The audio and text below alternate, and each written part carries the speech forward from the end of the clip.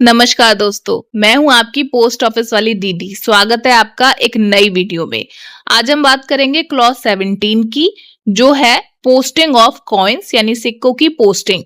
Coin, Boolean, precious stones, jewellery, articles of gold और silver, currency और bank notes. जो सिक्के होते हैं, बुलियन यानी कि सोने की जो ईंटें होती हैं, चांदी की ईंटें, कीमती पत्थर जैसे नीलम, पन्ना, मूंगा, ये सब, ठीक है।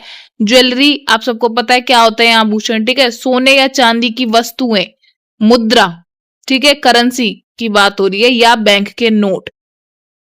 Can be send by inland post only insured. जो दी गई लिस्ट की चीजें थी, उन सब चीजों को आप पोस्ट ऑफिस के द्वारा भेज सकते हैं, लेकिन हमेशा इंश्योर्ड करा के, यानी कि उनका बीमा करा के, और इनलैंड पोस्ट के द्वारा, यानी कि इनलैंड पोस्ट का मतलब है कि सिर्फ इसी देश में, मतलब विद इन इंडिया, ठीक है, इसी देश में कहीं भी भेज सकते हैं, देश के बाहर नहीं। मतलब सिर्फ जमीनी मार्ग से इन वस्तुओं को पहुंचाया जाएगा, ये नहीं कि किसी फॉरेन कंट्री पहुंचाया जाए।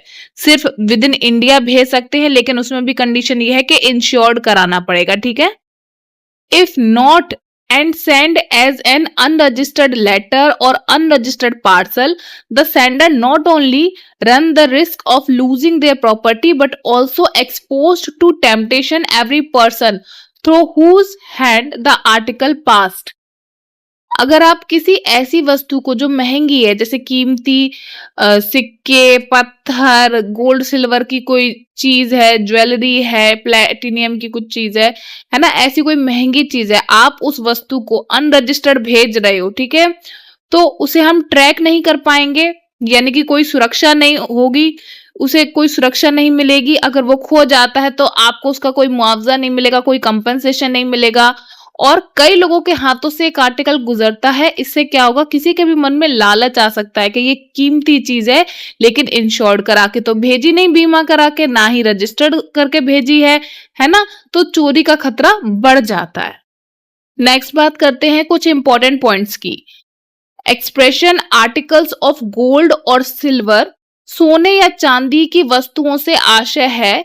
It includes articles made wholly or partially of gold or silver, but not coins and electro or other gold-plated goods. सोने या चांदी की वस्तुओं से मतलब है कि कोई चीज होगी वो सोने या चांदी की पूरी बनी होगी या फिर आंशिक रूप से बनी हुई वस्तु होगी, ठीक है। परंतु ये जो सिक्के होते हैं, ये इलेक्ट्रो होते हैं, यानी कि जो इलेक्ट्रिसिटी से रिलेटेड सामान होता है, या दूसरी तरह का जो गोल्ड प्लेटेड सामान होता है ना, सस्ता, वो इसके अंतर्गत नहीं आता। नेक्स्ट पॉइंट है, expression coin does not include cut counterfeit coins remitted on behalf of currency department, यानी कि मुद्रा विभाग ने जिनको परमिट नहीं किया है, जो नकली सिक्के हैं, उसे इसमें शामिल नहीं किया जाता। नेक्स्ट पॉइंट है, expression currency notes does not include the डिफेस्ड notes remitted on behalf of the currency department. Means currency note में करेंसी डिपार्टमेंट की ओर से भेजे गए विरूपित नोटों को शामिल नहीं किया जाएगा, यानी कि जिन नोटों को रद्द कर दिया गया है और उन्हें रद्द करने के बाद हस्ताक्षरों को काट दिया गया है, उन पे गवर्नर के जो साइन होते हैं उन्हें काट दिया गया है, उन नोटों को इसमें शामिल नहीं किया जाएगा, ठीक है। नेक्स्ट पॉइंट है, expression jewellery include watches the cases of which are entirely or mainly composed of gold, silver, platinum.